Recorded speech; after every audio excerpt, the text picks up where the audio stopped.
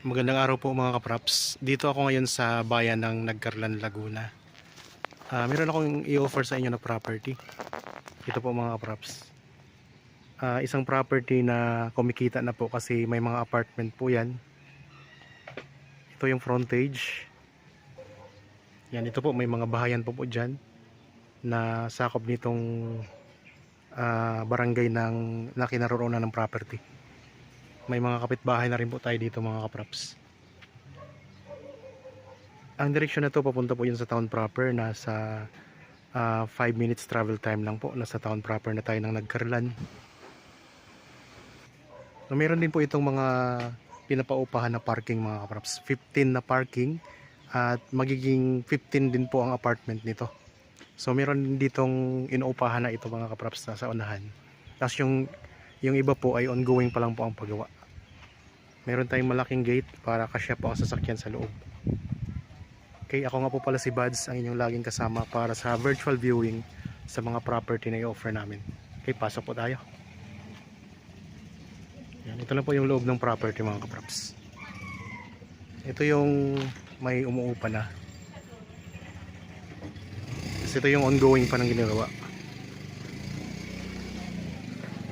Sa ngayon, may nagre-rent na po dito sa parking na itong Converge mga kapraps. Yan. Nandito po yung mga service ng Converge.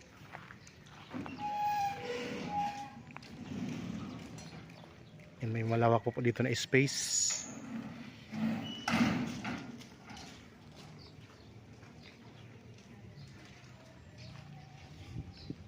Tapos ito, ano din po ito mga kapraps, parking. Bali 15 lahat ang parking, tapos ang apartment din po mga kapraps ay kasya din po ang 15. Dito po ay may mga ginagawa pa lang, nakaabang pa lang na gagawin, pero may mga ano na yan, hollow blocks na. Tapos meron ditong isang bahay pa mga kapraps, no? Yan, kasama po yan lahat sa buong property.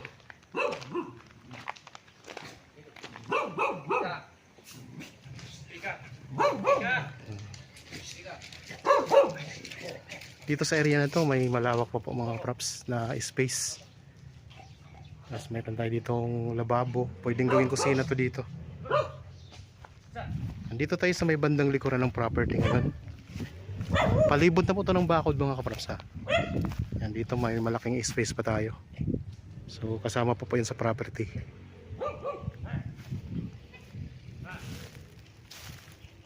Ang dokumento nito mga kaprops ay tax declaration. Dito kasi sa Nagcarlan mga kaprops ay karamihan sa mga papel ng lupa dito ay tax deck. So kung sa katotohanan nga po mga kaprops, ang tax declaration dito sa Nagcarlan ay pwede pong gawing collateral sa mga bangko. Kaya kung kayo po ay naghahanap ng property dito sa Nagcarlan, talagang usually mga kaprops may mga tax deck talaga tayong ma-encounter. Kaya legit po lahat ng mga tax declaration dito sa Nagcarlan. So ang sukat po nito ay 2,500 square meters. Kumikita na po.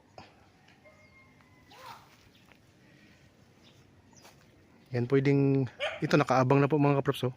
Pwede nyo po yung palagyan dyan ng mga apartment pa. So kasi ang may-ari nito ay talagang apartment ang business.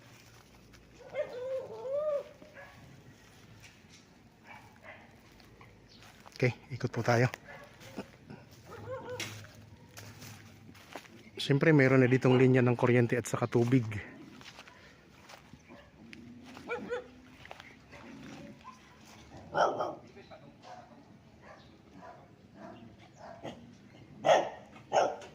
Meron tayong mga mountain views. Tapos may mga katabi na rin po tayo ditong mga bahay mga kaprops.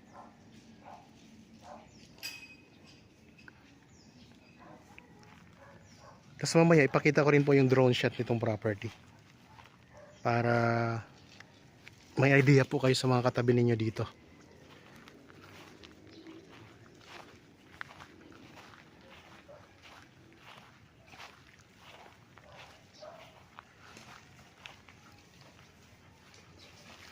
Ang presyo ay nandyan sa description box at sa title po nitong video. Yan, ito yung parking area.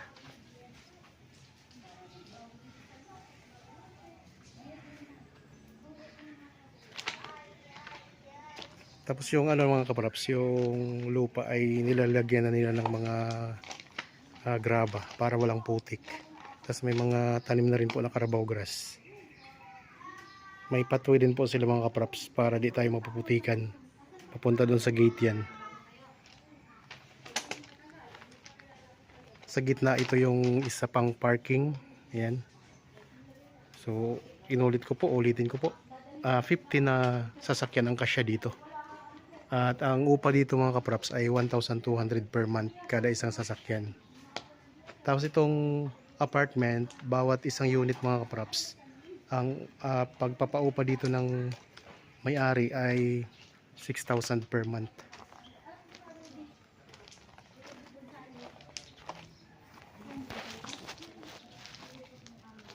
Kaya kung kayo po ay naghahanap ng property na kumikita na may income na, so pwede nyo po itong tingnan mga kapraps, i-consider sa inyong pagpipilian. So malapit lang po sa bayan. Sabi ko kanina 5 minutes travel time lang po. Nasa town proper na tayo ng Nagcarlan. Ganun lang po siya kalapit. At ang Nagcarlan po, ito ay malapit lang din po sa Manila. Wala pa pong 3 oras. Nasa Manila na po tayo mga kapraps. Okay, punta ako dito sa gitna. Iikot ko lang tong camera ko.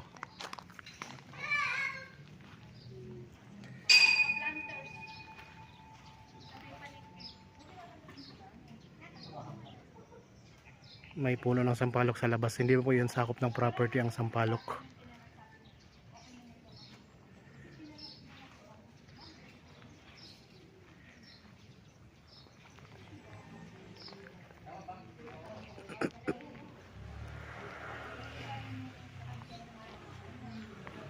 Okay, balik tayo sa labas mga props.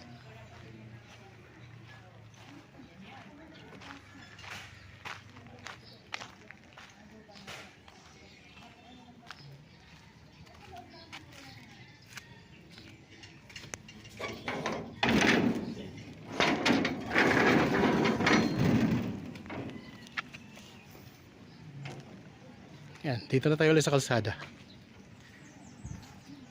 So tabing-tabing kalsada lang 'tong mga kaprops ha. Yan, may mountain view pa tayo dito. Natatakpan lang ng ulap. Okay, sana po ay nagustuhan nyo itong property na in-offer ko sa inyo ngayon. Ang presyo ay nandyan lang po sa description box. 2,500 square meters ang buong sukat. Ganon din po sa title nitong video, makikita din po ang presyo. So yan po ang property. Ito po yung frontage. Okay po mga kaprops, tingnan naman natin ang aerial view ng property para makita din natin ang mga katabi nito.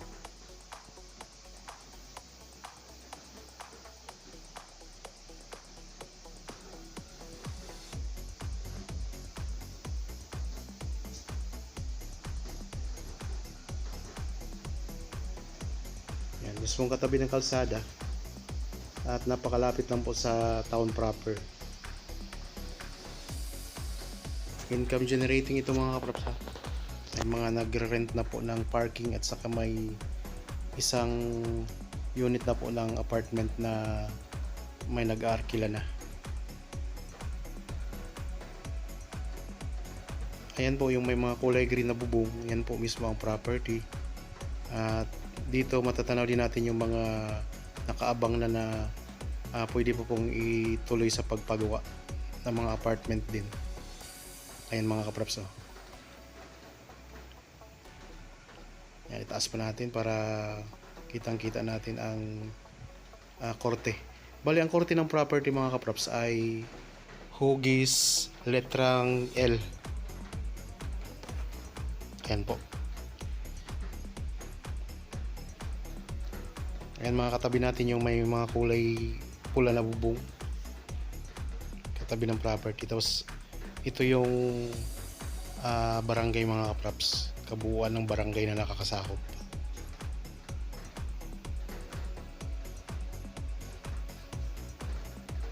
Tanaw na rin natin dito ang town proper.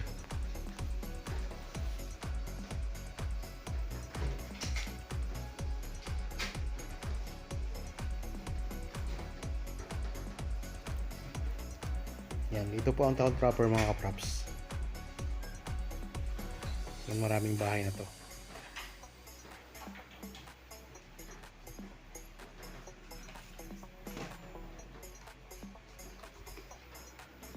So ano lang yan, mga 5 minutes travel time lang. Ayun ang kalsada oh.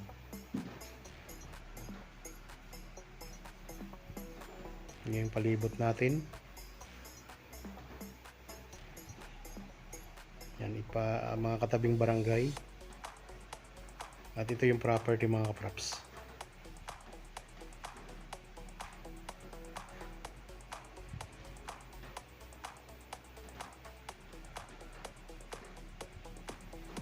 Yan sa kaliwang bahagi, yun yung bakante pa.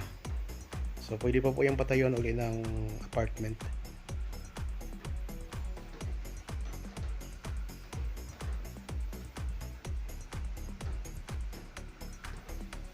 Itaas ko lang ng konti ang drone mga kaprops.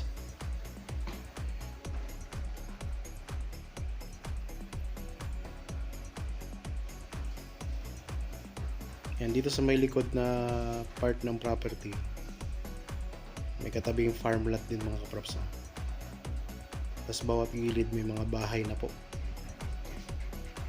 Yan pong papuntang kaliwa, yan yung papunta sa town proper. Yung kalsada po mga kaprops. Tapos sa kanan, papunta po yan sa iba pang mga barangay na sakop din po ditong bayan ng Nagkarlan. Ayan ang mga kapitbahay natin.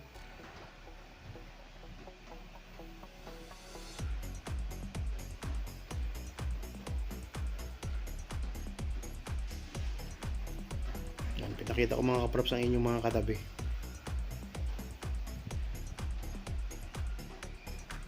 May katabi pala tayong malaking bahay, kulay puti.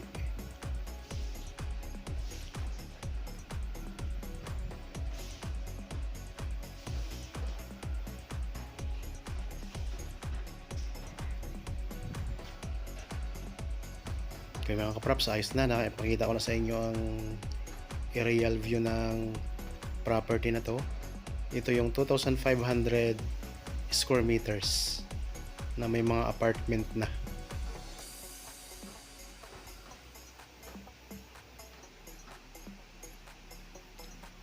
Sana po ay nagustuhan nyo itong property na ino-offer ko sa inyo ngayon. At kung interested po, kontakin nyo na agad kami. Okay, sana po ay nagustuhan nyo ang property na ino-offer ko sa inyo ngayon.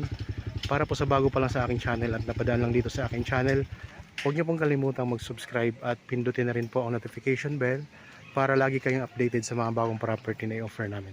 Maraming salamat po, lagi tayong mag-iingat at God bless po sa ating lahat mga kaprops.